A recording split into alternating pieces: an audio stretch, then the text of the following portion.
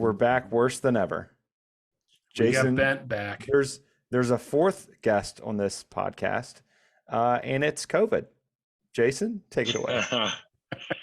Yay. Yeah, I made it, 2.5, 3 years through this pandemic, never got it. And then I got it. It's not that bad. Kind of a boss.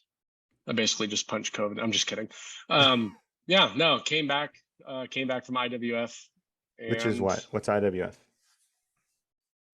International Woodworking Fair.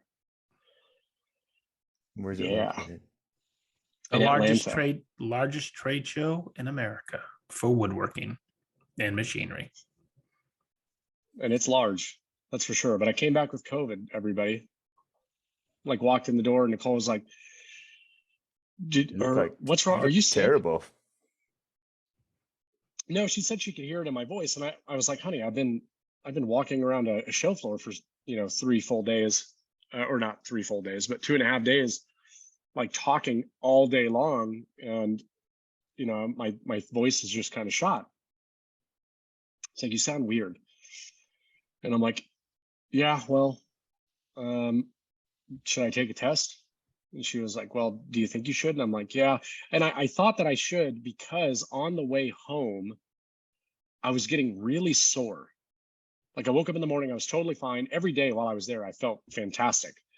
Woke up in the morning, felt good, stopped by the old bagel joint, Sedge, brought home 6 dozen bagels. Yeah, they're awesome. Did you have a sandwich too? I did. Yeah, I got the bagels and then I sat down and had a sandwich and hit the road. But I'd say I got about 3 or 4 hours into my trip and I started to get a little bit sore. And I'm like, man, what is going on? Hey, and I'm like, yeah. Hang on 1 second. You only had one sandwich. Yeah. You only went there one time. And how many days were you down there? It just wasn't worth driving all the way up there. Oh my God. When we go to Workbench Con, we're going to breakfast there every day. Yeah. The traffic just getting back into Atlanta is so bad at that time. But cool. But yeah, I got 3 hours into the drive and I'm like, what is going on? I feel really sore. I just figured it was me sitting, in the car for so long. And every time I stopped, I was like, man, I was stretching out. I'm like, okay, I feel okay. Get back in the car. Got home, started thinking about it. Never even got to get up close to max. And I took a test, and literally 2 minutes into the test, it was positive. Oh. So, I told Nicole, I'm like, I don't like what this is saying. And immediately, I grabbed a mask, put the mask on. I mean, this is all a matter of, being home I was probably home for 20, maybe 30 minutes, and grabbed my stuff. And I went down to the basement and quarantined there that night. The next day, and then Sunday morning, Nicole's mom left. So since then, I've been up in the guest room and wearing the mask in the house. But today I feel fine, just congested, which I'm sure people will be able to hear that. But yeah, it just sucks. It's the worst timing ever. Patrick and Michelle were supposed to come yesterday, and they had to shift that, and hopefully you don't have to shift it again. But I'm on leave right now, so it's kind of, works out good. Doesn't really affect anything else, but yeah, not fun. So, well, we're glad you're on the up and up. Yeah, man. Glad you're on the mend. Just want to get over this crap. You know what you should get over, Jason? The giveaway for the month of September. Oh yeah, custom apron, leather by Dragonfly, in honor of episode 50. They're giving away Here we are, 3 episodes later, everyone. The party doesn't stop. The party doesn't stop with us. We just keep going. Custom leather apron this month is the giveaway. They can sign up all month for this? Correct. The whole and that's at the greensuiters.com. Podcast.com. Greensuiterspodcast.com. Okay. Yep. Cool.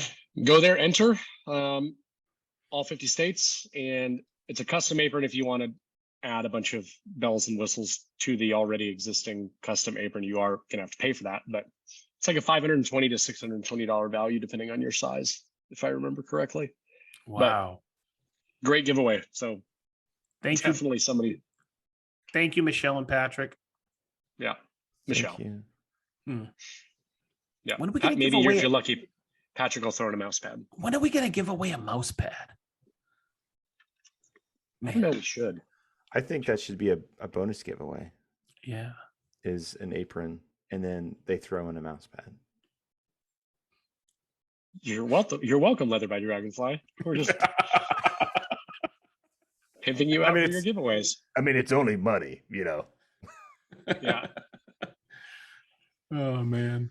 So anyway, that's what's going on with me. Are we going to do what we've been up to, or you just want to get into my IWF experience?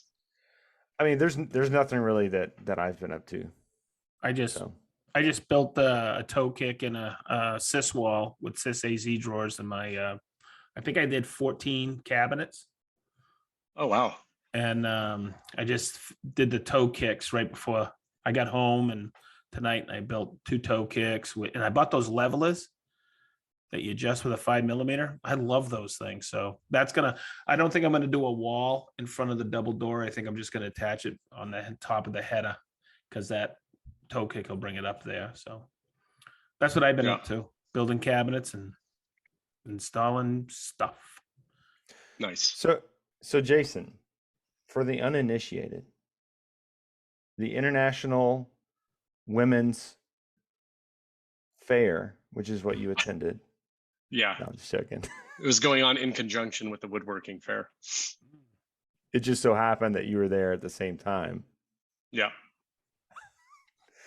So what is IWF? Why is it a big deal? Who goes to it? And was it, apart from you getting sick, obviously, was it worth it to go down there for you? I'll save that last part. Okay, so the International Woodworking Fair, it's just a massive trade show. You can go there and you can purchase things. Most of the stuff that if you're going to purchase it there, you're like placing an order and then they'll ship it to you after the show. But there was plenty of vendors there that were selling items. But basically, think everything, the majority of things in woodworking, all under one massive, massive roof. Like the scale of this show is so much bigger than what I expected. I mean, I walked around 2 days, 2.5 days. I walked around quite a bit, and I definitely did not even see everything that was there. Some booths are massive. Some booths are very small, down to like 10 by 10, I think is the smallest booth. But what ends up happening is that you'll be walking down these aisleways, and there's just so much that it's very easy to get lost. But literally anything you can imagine is there, right? Every finish company, lots of major tool companies. Here's what I will say about the show. 85% of it, I would say, maybe 80% wouldn't apply to the typical woodworker. And why in terms of, because I'm not going there to buy a $1,000 machine that goes in a production factory, or a $1 million machine that goes in a production factory. Like when I tell you that yeah, like there's machines there that are as big as my garage. And there's a lot of repeat machines, but there's plenty of businesses that are going there to purchase those machines. And so what's cool about it is some of these massive, massive booths, it's almost like it's like a factory, like a warehouse set up inside of this warehouse.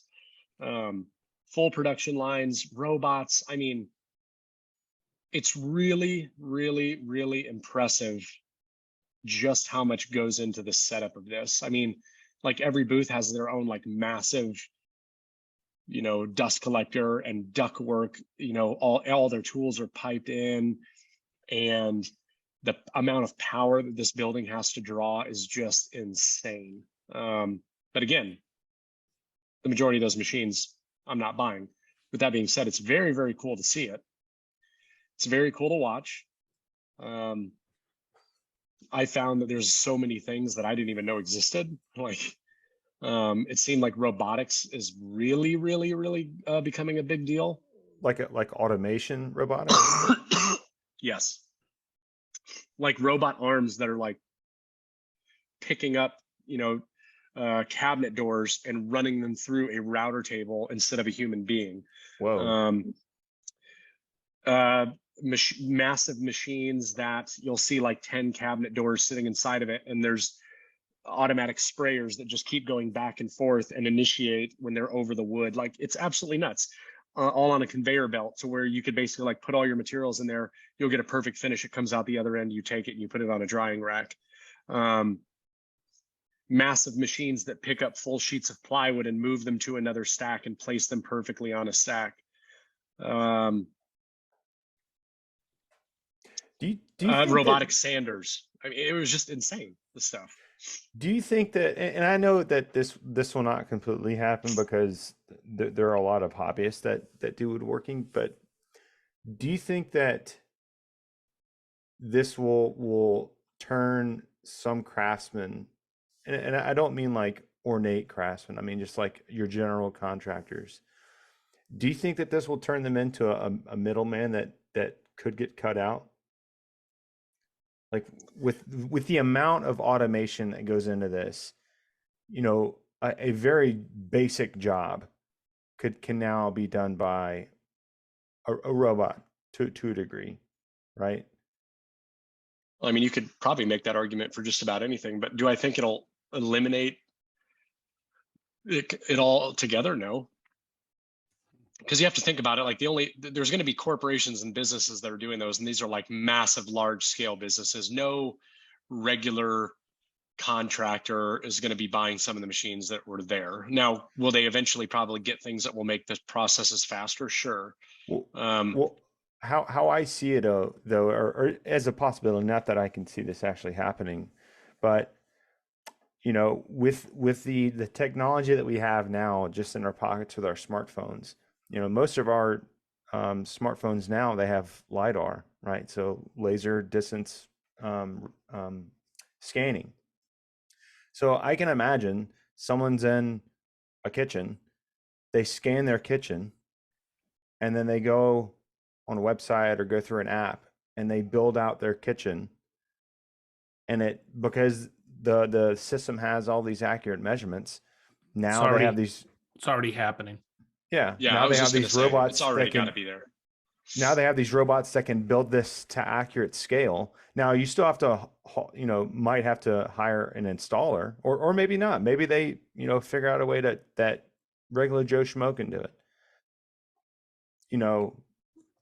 With that kind of possibility, again, I don't think that it's going to eliminate contractors, but I think it's going to give contractors a run for their money. Of course. I mean, technology is always going to do that. There's still too much of a need for the people actually going in there and doing it. Not to mention, all of this comes with a price, right? So a business that's doing that kind of stuff, like I would imagine that, the whole system itself is probably going to be fairly expensive to go through that process, where it may not be as expensive. There's always going to be a market for, I think, every price point, but I definitely think that technology is going to drastically change this field in the future, but I don't know how much. It just might make systems easier for me, but a lot of the stuff that I saw, like there was things, robotic type stuff that I could absolutely put in my shop. Like that little arm that was like doing the stuff on the backside of a router table. That was amazing. I was like, what? It was like on a regular router table, and it was this little robotic arm. So what I have seen at IWF since I've been going for almost 30 years, at IWF was never, it was very hard to get in there if you were a hobbyist. It was designed for the professional cabinet maker, furniture builder, designers, installers, and you would have to show your business ID to sign up for it and everything. But what's happened over the years, and I'm going to go back to the 90s now, don't bust my chops. And when I was going there, you guys probably weren't born yet. When I was going there, Sedge, we're not that young.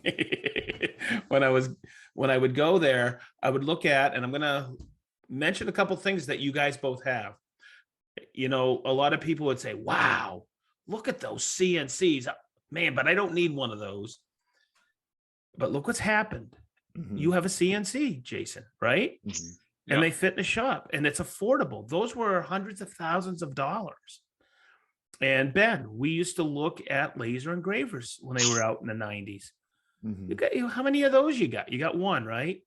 Yeah, I got a laser, 3D printers, shaper. Yeah, I mean, it's crazy. So what's happened over the years is what you see at IWF is the newest technology, Mhm. That's and it'll a decade filter or two away. down where hobbyists will buy it. Now, I know a lot of hobbyists who attend IWF, and but the gearing is there's no major power tool. My say Festool, DeWalt's not there, Bosch is not there. I don't think any of those other power tool companies are there anymore. Porta Cable used to have a massive. If they're there, they're with a dealer. A dealer's Stop. brought in product, but they're not So- corporately sponsored anymore. And we were the last holdout. And this is the first year we haven't done it, and I don't think we can continue to do it because it's great. People would come in there, but it didn't add up to anything. I mean, people can see it now, all the latest and greatest on everybody's websites. So the internet has changed a lot. And in Jason, you know how big it is? And you would tell me hall A, hall B. It used to be broken apart where there was other halls, and one whole hall was just hardware. One hall was just finished. And then you would go over to the Georgia Dome, and that's where the big CNCs. So it's a lot smaller than when I was looking at floor plans than what it used to be. It's that's what blows my mind is that how big it was, but how much smaller it is than it used to be. Because that's crazy to me. I mean, this hall B and C, they were like combined. Yeah. And that was massive. And hall A was kind of like an overflow, it seemed like. Yeah. And you remember what I was asking? I asked not just you, but I asked several people who went to IWF, how were the aisles? Could you actually walk around? Last year at AWFS, I actually took a break to go to the bathroom and I looked around. There was nobody in the aisles. The only busy booth was Festool. Somebody said, "Oh, you guys were really busy." I go, "Yeah, but I think we were the only ones that were busy." There was nobody in the aisles. It was dead as a doornail. And I was asking people about the aisles. Could you walk? Because I remember at IWF you couldn't walk. And then you'd be at the end of a hall, an aisle, and you would look and you go, "Oh my God, I got to make it down to the other end." But yeah, that's definitely one thing that you turn a corner and you would get like a glimpse of like where B and C kind of come. It's kind of like an L shape. It seemed like you'd get to a corner and you'd look and it's like hundreds and hundreds and hundreds of meters away is the end. And you're like, oh my God. And you turn around, it's like hundreds of meters.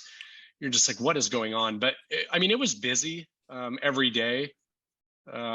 There's definitely certain booths that were way busier than others. And, you know, you'd have to kind of dodge people every once in a while, but you could walk through the aisles, you know, fairly comfortably. One thing I will say is that I did notice, it did seem like there's a lot of people like us that were there. So I don't know if it's shifted. Like and content creators or hobbyists? No. Like guys like us or people that, you know, have a small business. Because there are regular tool companies there this year, like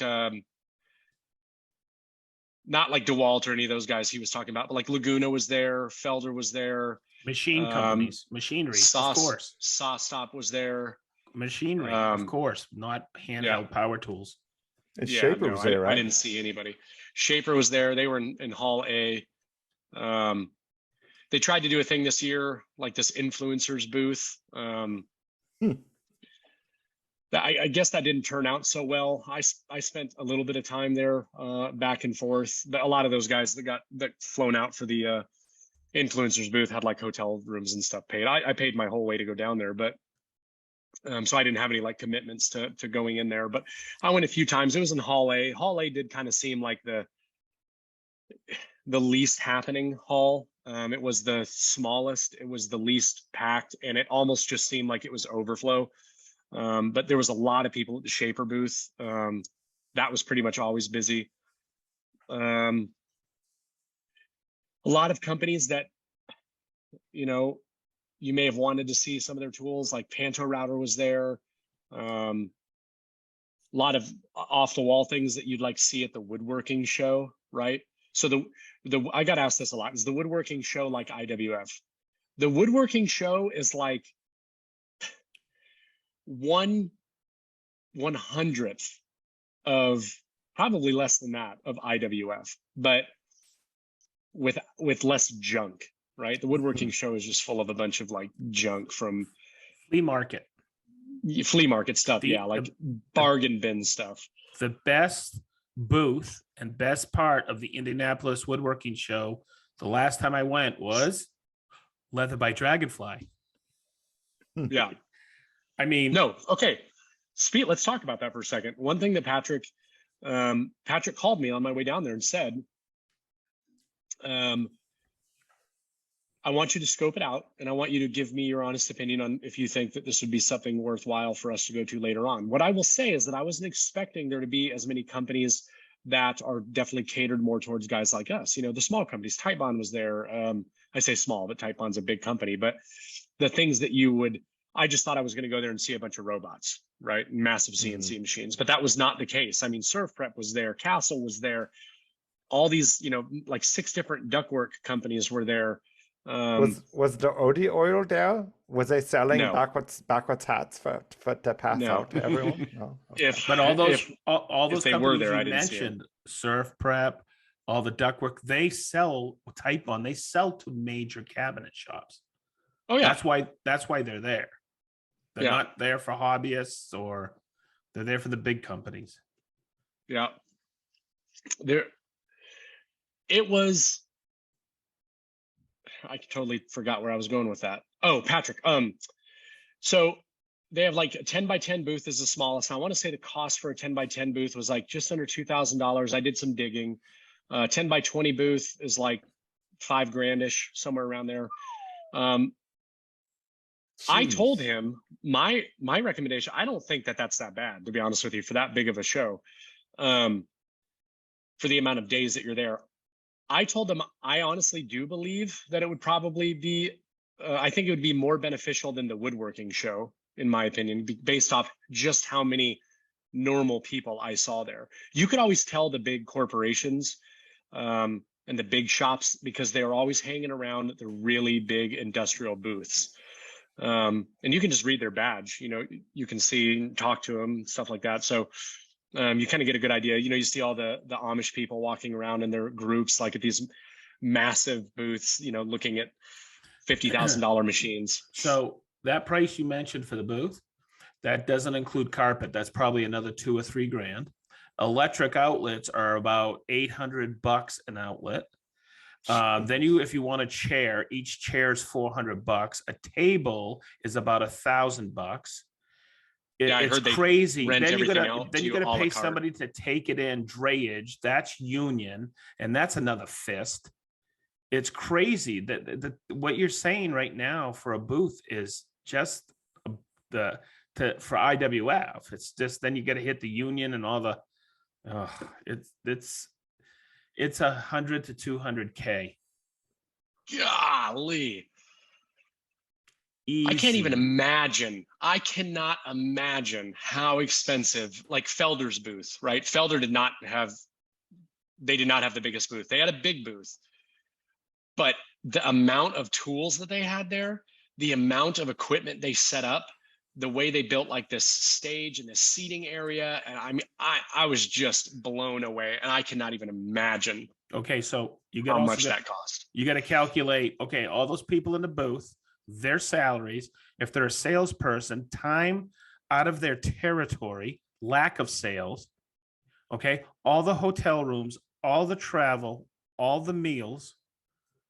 It's crazy. And I'll tell you what, there's companies that are there a week before, setup crew.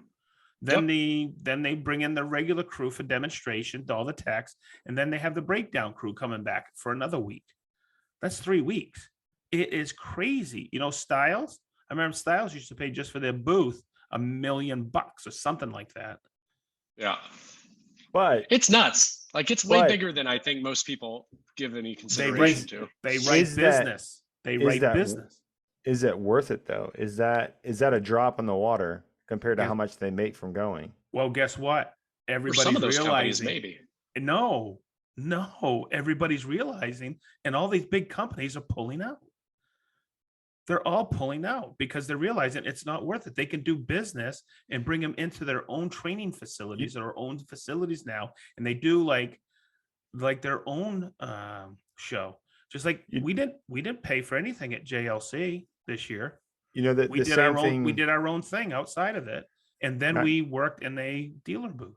not to sound too nerdy, but the same thing happened in the video game industry. They used to have these huge conventions that happened every year, and once COVID hit, obviously they couldn't do it anymore. And all of these video game publishers and media outlets saw that, well, we don't have to do it. Literally the same thing for the amount of money that they would spend for media coverage. They could get the same thing by engaging social media throughout the year. And so it's, yeah, like, they're like, no, we're not going to do this. Like, Yeah, we're already. I think things are definitely changing. You just mentioned the social media part. Things are definitely changing because I do think a lot of companies are seeing the value of that and what their dollar buys them versus going to one of those shows. But what I would say is, if somebody had the opportunity to go and they didn't have to travel a long distance, would it be worth going and checking it out just to see the scale of it? My answer is yes. How much, and if you don't mind saying, how much was it for you? Obviously, you had to travel way out of state, so you had to stay there. How much was it for you to go the entire time? I spent, for the entire trip, food, drinks, hotel, gas, probably around the $1,300 mark. Okay, so And I drove. But that, I mean, that's like every meal. That's all the drinks that I had. yeah. That's my hotel alone is probably, $650. So, a couple $100 on gas, there and back. Would I do that again? No. The only way I would go back personally is if I was invited by a company and it was paid for, or I was going on behalf of some event or working a booth. I would not pay my own way and do that again. Because if I'm being totally honest, as much as it pains me to say this, do I think that I got my money's worth out of it? No. Did I have a fantastic time? Absolutely. I had a great time because I got to hang out with Ronnie and Mike and Rebecca and Keith and Matt and all these great people. But you can do that any other time. Like, there's I nothing. could, and yeah. Right, but that event is what was the catalyst, for us to bring everybody together. Yeah. Right. So to me, that was fun. I had a great time there. But the way I was looking at it, don't get me wrong, there are certain things that happened while I was down there that I do think were worth it. And one of the biggest ones, two of the biggest ones, were getting to meet some of these companies that I've either worked for, promoted, dealt with, spoken to via email or phone in person. And the biggest one for me was Felder. I had a very, very good experience at the Felder booth two of the days. It was just nice to get to meet some of those guys and talk about some ideas moving forward. And I got to meet a couple of great guys from NordFab and the president of NordFab. Did get to see some cool tools, but here's the deal. Like, my mindset behind that was, I could go down there and possibly, try to align myself with some brands that I want to partner with going into retirement. And what I realized once I got there was all of the brands that I'm very interested in aligning myself with or continuing to grow the relationship weren't there. So as I walked around, I'm like I'm not looking for people to give me sponsored YouTube videos. You know what I mean? If I was looking for that, or looking for paid sponsors for the podcast or something else, then yeah, I think I probably could have done a lot, but I'm not looking for these one-off opportunities. I'm looking for a year-long opportunity or 10-year-long opportunity. And all of those companies that I want to be with weren't there, right? So do I think I really got a lot out of it? No. TSO did have representation there, and I did get to meet with Noah and talk about some things, and that was fantastic because they are one of those companies that I already do work with and I do want to have a long-term relationship with. So for the aspect of face-to-face with people, yes, that was good. But from a monetary perspective, it's a tough pill to swallow, knowing I spent, $1,300-1,400 and, didn't leave there with like a solid way forward. You know what I mean? Did you calculate the cost of the bagels? Of the what? Bagels? That was not on my business account. I couldn't write that off. Damn. All right. So the most important question that I have about IWF was Roomba sander there? Roomba sander? Yeah. No, I didn't see anything like that. I did was see anything- robotic sanders. But not Roomba sander. No. Well, Did then not. it's a bust for me. I wouldn't have I gone. did see a direct imitation knockoff Panto router 2 booths down from the Panto router booth. No way. Oh yeah. It was kind of a big deal, actually. 2 booths down, a Taiwanese knockoff was set up right next to Panto router's booth. Jeez. That was interesting. I did see some pretty, cool, useful things. So like Sedge, that you okay. don't usually see. Like what? There was like some, single guys that like have some cool inventions, the kind of stuff you'd see at a woodworking show. You were checking out the Right. single guys? So Yeah, like single guys. Conceptual stuff or stuff that's already being produced? It's already being produced, it's already on the market. They probably just don't have nearly as many eyeballs, and their booths are set up. Like I saw this one really cool crown molding jig. And I was watching the guy walk through it with, I hung out with Rebecca one morning and she was walking around, it caught her eye, and I was listening to him explain it. And I'm like, man, that makes a lot of sense. That's pretty cool. But that's something I've never heard of before. And, it's probably, he probably travels every show that he can possibly get into to get his stuff out there more. But that's just one small example, but lots and lots of different things. I mean, finishes, and the amount of finishes there were pretty remarkable, actually. So Sedge was saying at the top that, how he could see things that were coming out, 10, 20 years ago that are now much smaller scale, CNCs, lasers and stuff. Was there anything there that you saw, even if it was big scale, that you think if it were at a smaller scale, that it would be useful in a shop? Like, I mean, I was thinking earlier what if there was a shaper finisher? Like, what if there was it's still a hand operation, but it makes that fan pattern super smooth as you're going down. It's like a spray nozzle on a gimbal almost. I don't know. Honestly, a lot of the robotic stuff, I think you probably will see that in people's shops at some point.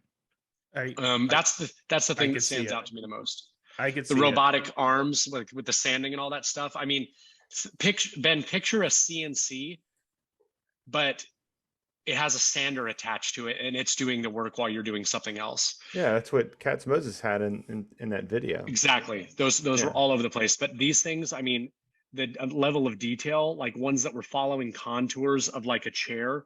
Oh wow! And they're all operated off of sensors. Like there'd be this chair and it was like inverted upside down, and you'd see. And I saw this with finishing too. I saw that. Yeah, you'd see the pads, and they're like moving to the contour perfectly of the chair. So that I absolutely think that at some point you probably will see something like that. Because again, if CNC machines years ago were like, who's going to buy those? I mean, you walked every booth, there was CNC machines. I mean, like there was 20 CNC companies there, massive machines. And affordable for the home shop.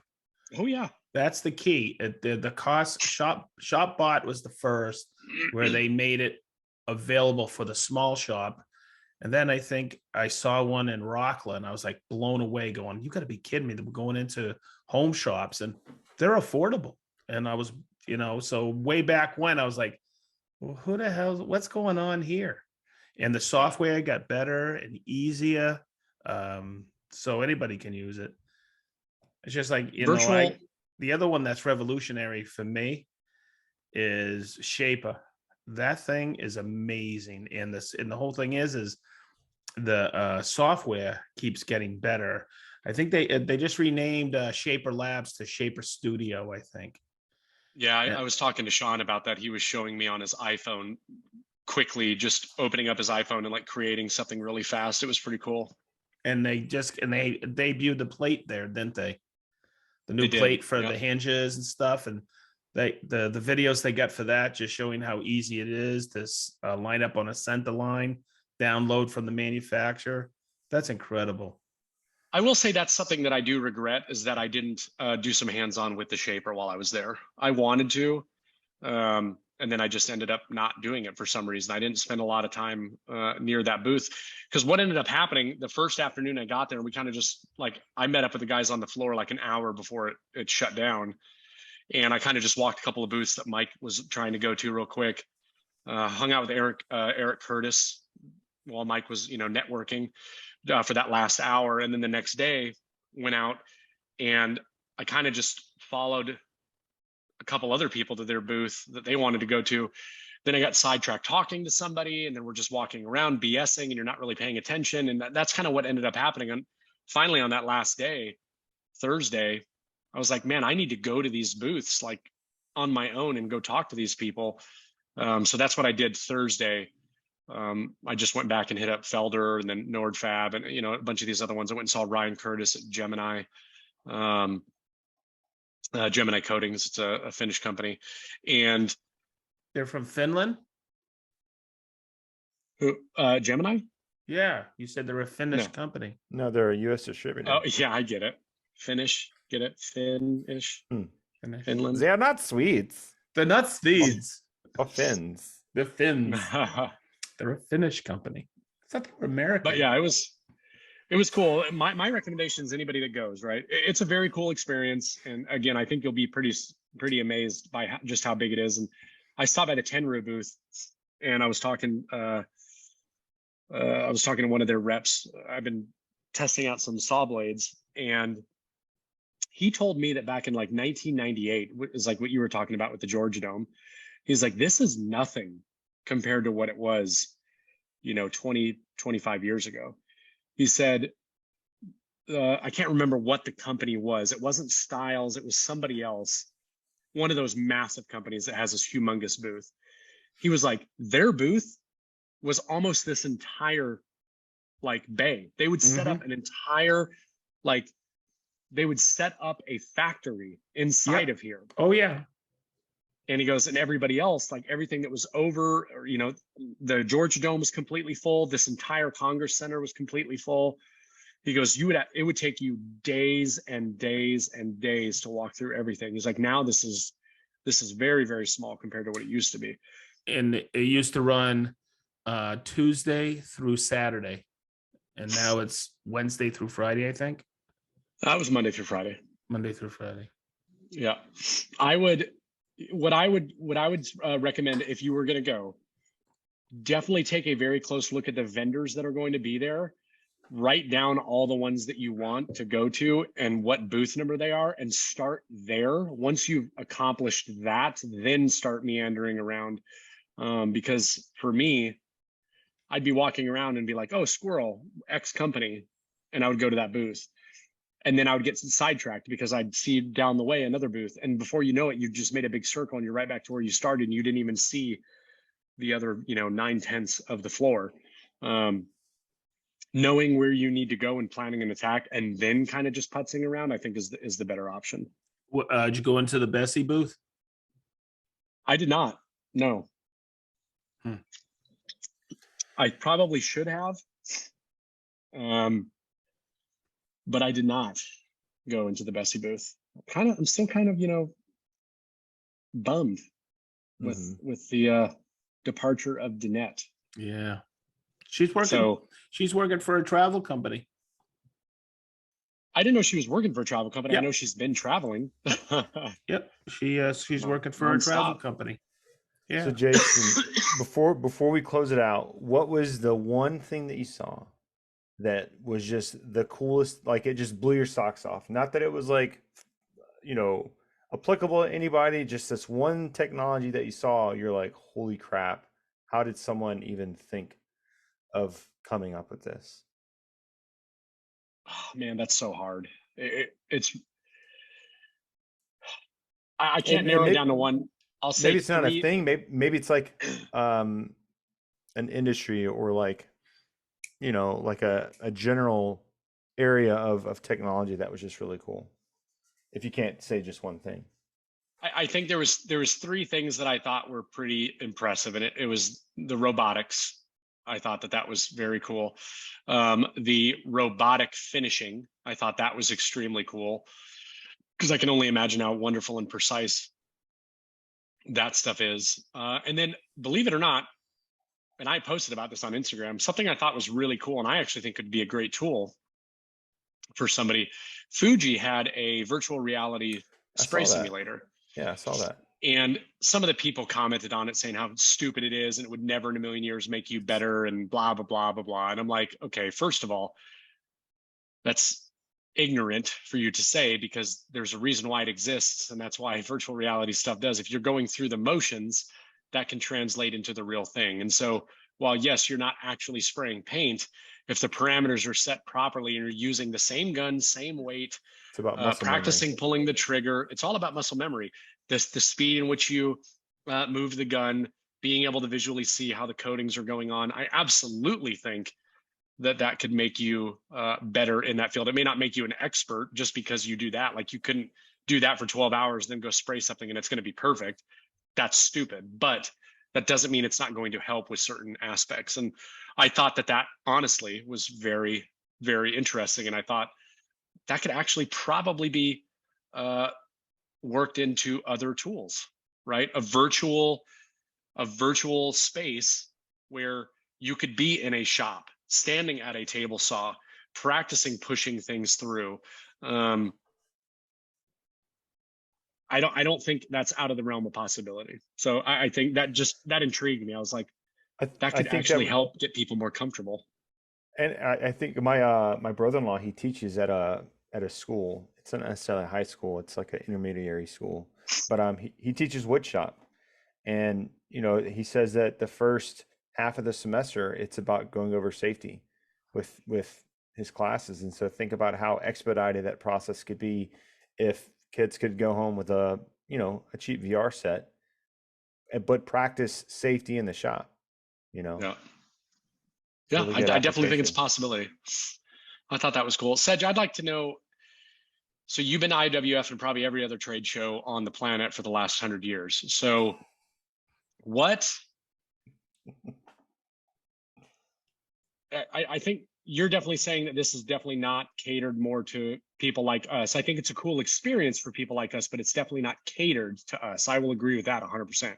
It is a cool experience to maybe go once.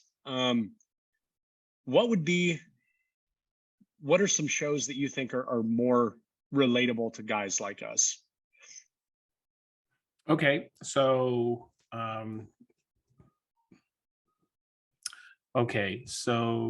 That still to exist, and that's okay, not an old so joke. That's, I there know a was lot of a them have stopped. for all those people out there who are into hand tools like I am. There's one called Woodworking in America. Absolutely phenomenal. I don't know if it still exists. It used to be in Covington, Kentucky, just across the water from Cincinnati. That was an amazing show. Loved it. I don't know if it's still going on. The handworks for hand tools. It's in the Amana colonies in Iowa. That's put on Benchcrafted, started it. That's amazing. I've been trying to get out there. It was not available for the last 2 years. And the 3 years before that, I wanted to go out, but I had other things come up. So that to me is worthwhile. But for us, for the tradesperson, it's designed for contractors. But for people who are in business or not even in business, hobbyists, go walk around. It's phenomenal. You, Jason, you were there with us this year. I love it. It's JLC in Providence, Rhode Island. JLC Live, Journal of Light Construction. But Yeah, that was fun. But the beauty of it is it's a teaching show. The vendors that are there are great, Okay. You see every single building product out there, but you have clinics. There's a guy teaching you how to build decks, Mike Gurton. There was Gary Katz is there. It's now Gary Striegler doing trim. You have Mike Sloggett showing you roughing in. He'll do something like a barrel sealing. The guy's amazing. Him and Tom. Then you have a guy like Jed who will show you how to loft stairs. Now, as a hobbyist in your building cabinetry and stuff, go, because you're going to pick up so many tips and tricks from these people, especially the trim carpentry guys. Yeah. It's phenomenal. But you also get to mingle with all the other vendors like Occidental's there, PLS. Of course, Festool's been there for years and years. I'll always probably be there, but I'll be in somebody's booth representing Festool. We were in US Tool and Fastener. Quick shout out to them. They're awesome. Boy, that was a party with those guys at night, weren't it? Yeah. Yeah. It was a good time. Boy, can those boys have fun. I just love that. So for me, I've gone for the last 14 years because I missed one in 2020. And that is the best show. Now, there's a JLC out in the Northwest. I've never been, and I've heard nothing but lame-mo. It's lame because nobody goes. Even in the peak years, it was so poorly attended. So I heard somebody comment once, New England gets it. It's just people will take time out, and it's always in March. So companies from Maine, Vermont, New Hampshire, big lumber yards, they fill up buses and bring all their contractors down to it. And I'll tell you what, it is just so much daggone fun. I really enjoy it as a person working in a booth, at a booth, but also just I ask all the time, and everybody who is there to walk the show at an attendee just freaks out. Now, 2 or 3 days before, they have clinics or classes for accreditation. They're certifying people in home building practices, HVAC practices, all kinds of things. RRP. It's amazing. So it's a really cool thing. And JLC is a magazine. I don't know who owns it anymore. Journal of Light Construction has traded hands a few times, but it's just a great show. That's a good one. And then the other ones I recommend are a little bit different. And when I say different, I'm not a big The Woodworking Shows fan. Those have... Yeah, me neither. Over the years, they've gotten worse. And boy, I'll tell you what, in the 80s, the ones in Tampa, the one in Tampa was always killer. It was amazing. Early 90s, late 80s, early 90s. I heard there's a lot of cocaine in the 80s. That's why. No. But it was amazing. And it was always packed. And it was fun to watch the guys at Incra. Fun to watch the guys at Woodrat and all those companies. They would and it was a selling show, and people would go in and just demonstrate, not just sit, hey, look, this is our tools. They were demonstrating tools. Go to a show now, and a lot of sales reps just stand there, and our guys are always demonstrating, which is great. Well, I mean, obviously it's a lost art at this point, like the show imagine... I'll always do, and I'll always do a presentation at, because they've already asked me this year. I'll always go to Hartville Hardware Show.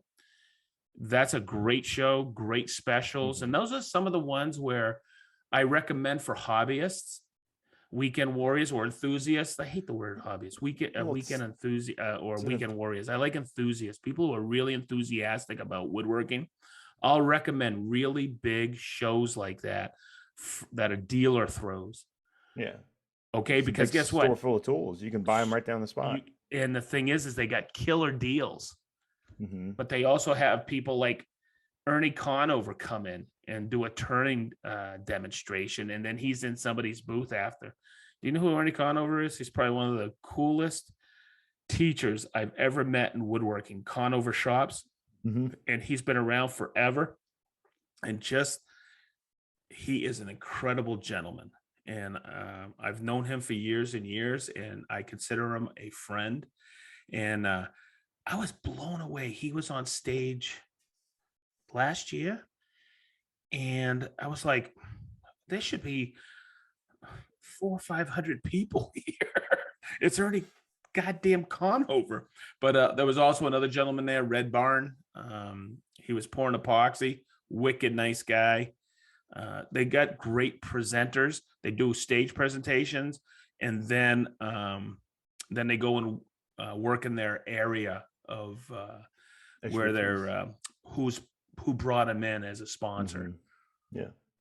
I can't tell if Jason's screen is frozen or if he's just been in this the same pose for the last 15 minutes. While you guys are talking, I'm trying to find a negative comment. I had a couple videos do really well over the past couple of weeks, so I have tons of comments that I haven't responded to, so it was taking me a while to find them. But that actually brings something up. One of the things people I did get to meet in person at the show was the owner of Carbon Method, and we talked about some things that he wants to release and some other pretty cool stuff in the future. So that was actually another highlight of the trip. Good guy. He ended up getting COVID as well, unfortunately. Damn. Let's jump into the comments in the Get Bent segment, because I'm just going to do one tonight. Yeah, I'm going to do one tonight so I can get upstairs to Leo. I'm waiting for somebody. It's time for the Get Bent, but we take it easy on him because he's a little under the weather. So get bent, everyone. Yeah. Unless your hatreds. Yeah. I have so many comments. Yeah, it's crazy. That carbon coat video is really taken off. So this is from the actual latest video that I did, which was the Incra fence. This person states, kind of a worthless item. Just learn to work precision based and boom, save that cash. And boom. And boom. And then somebody responded and says, takes longer to work precision based than will probably save people hours per project. Time is money, especially if you're doing jobs or other people. This guy responds to that comment and says, as a professional cabinet maker / shop, these things are such a waste of money. There is almost nothing that these add to your capabilities. Okay, dude. Sorry, I forgot. Everybody out there is an expert and professional and has to talk about it. Oh, professional cabinet maker. He built his mom's kitchen. Yeah, I just love the argument. So I said you haven't been over here since. Hopefully you can come down Saturday or Sunday. Pending everything's good, and finally get to meet Max. God, I can't believe that. I was thinking about that tonight. I know, but to see this table saw fence, I mean, it's really great. But why would you argue the 100% guaranteed repeatability of an item? Like, why would you argue that? How would that not be beneficial to everybody? You know what I mean? Like, some people are just so stupid. It's like, sorry, you can't afford it. Don't take it out on us. But I will tell you got a lot of views on that video. That one started off really, really good when I released it, and then it kind of just shut down. Don't know why. But the carbon method one, that one kind of was like this and went skyrocket. It's awesome. I just noticed Big D posted a reel a week ago on our Instagram account. It's got 1 million views. Nice. Dang. I was blown away, man. On Sedge Tool? On Sedge Tool, man. I was blown away. Awesome. It's awesome. It's awesome. You just need to get like 5 more of them. We got 2 followers from it. Yeah, right. You probably got way more than that. Jason, I have a product idea. Okay. Shop flops. Shop flops. I like it. You're going to 3D print them? I think that it should be like like armored flops, like steel in between toe flops. Yeah, in between toe. I like that. All right, everybody. This has been episode 53 of the Green Series podcast. Thank you so much for taking the time to listen or watch if you're on Patreon. Woo! And we'll see you in the next episode. Yeah. Bye-bye. Bye-bye. Thanks, Toodles. everybody.